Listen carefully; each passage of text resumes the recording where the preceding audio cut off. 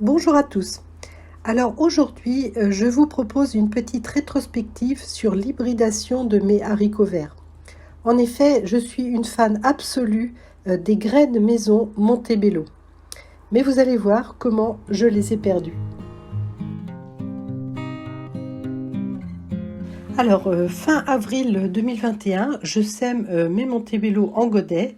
Donc à observer que ce sont des graines marron et assez fines.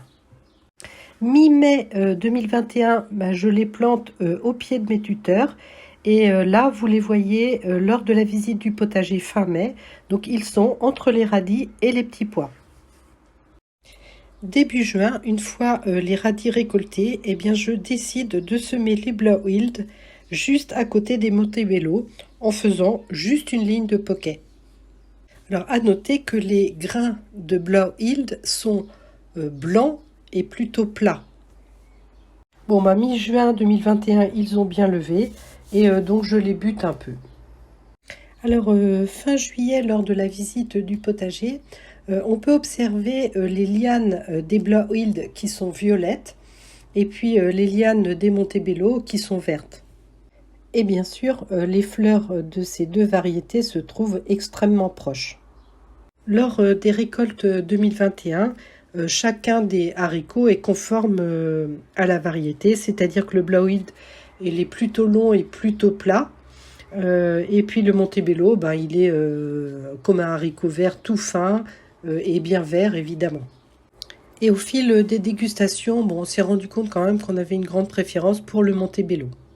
Et donc au moment de récolter les gousses pour mes futures graines, j'ai bien séparé les gousses qui étaient violettes des gousses qui étaient vertes, donc les vertes qui étaient les Montebello.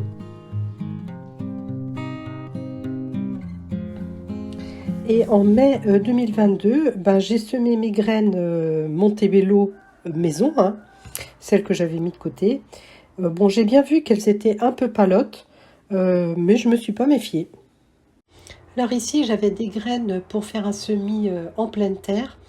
Et on voit quand même la différence entre des graines, puisqu'il ne me restait plus beaucoup de graines maison.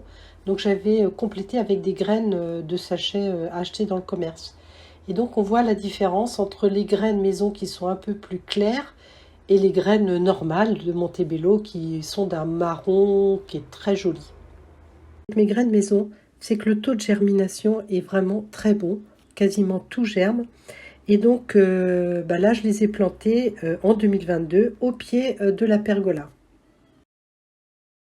Et c'est au moment des récoltes que j'ai constaté que j'avais quand même toujours des haricots violets. Alors pas en très grande quantité, mais par contre, ils avaient la forme des Montebello.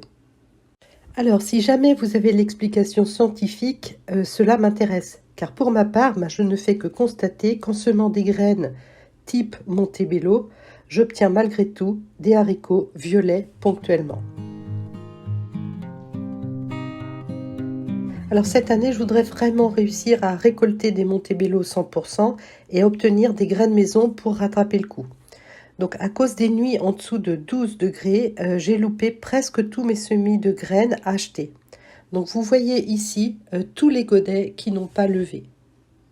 Mi-mai, j'en étais arrivée à tenter différentes marques, différents substrats, godets, pleine terre. Sans succès pour les Montebello, seuls les haricots coco ont levé, mais en très faible nombre. Alors ici, c'est mon semis Montebello 100% du 11 mai, qui n'a jamais levé. Et donc là, en juin, je me résous à semer mes graines maison de l'année dernière, qui donc me donneront un mix de vert et de violet, si elles germent. Bon, en sachant quand même que sous le pommier, mon 4e carré que j'ai fait cette année, les haricots verts qui sont en train de pousser, ce sont bien des Montebello et eux, ce sont du commerce. Donc c'est avec ceux-là que j'espère que je pourrai faire des graines maison pour l'année 2024.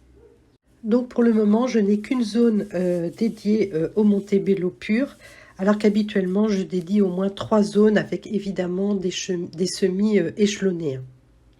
Alors j'espère que ce partage d'expérience vous aura été utile et n'hésitez pas à me faire part de vos avis sur la question. Voilà, écoutez, je vous souhaite de bons futurs semis et je vous dis à bientôt.